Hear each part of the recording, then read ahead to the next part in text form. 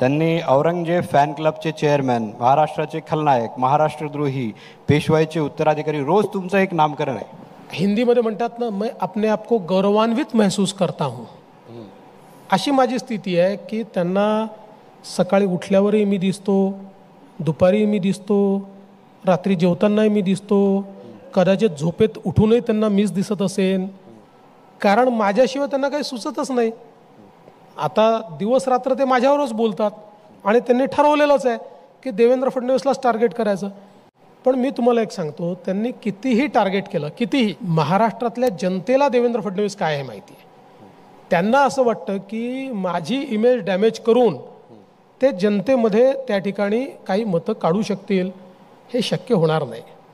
बघा, त्यांनी मला कितीही दूषणं दिली, मला कितीही शिव्या दिल्या, माझ्या नावासमोर लागलेली जी कामं आहेत, जे विजन या महाराष्ट्राला मी दिलेलं आहे, जे ट्रान्सफॉर्मेशन महाराष्ट्राचं मी केलेलं आहे, त्याच्यामध्ये माझ्याशी ते बरोबरीच करू शकत नाहीत. त्यांना जर विचारलं की वर्षानुवर्ष तुम्ही राज्य चालवलं, दाखवा तुम्ही काय केलं, ते उत्तर देऊ शकत नाहीत. त्यामुळे शेवटी त्यांना अशा प्रकारे डायव्हर्जनरी टॅक्टिक्स की देवेंद्रवर रोज आरोप करा, उठल्यापासून रात्रीपर्यंत आरोप करा, जेणेकरून विकासाच्या मुद्द्यावर तर यांच्याशी कॉम्पिटिशनच करता येत नाही, यांच्याशी दुसऱ्या कुठल्याच मुद्द्यावर कॉम्पिटिशन करता येत नाही.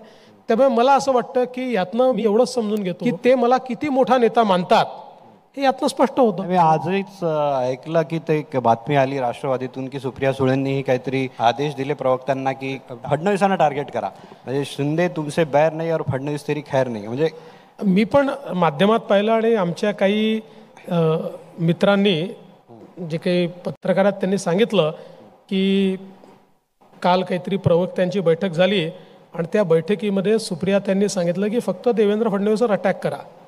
मी पुन्हा सांगतो, आनंदाची गोष्ट आहे.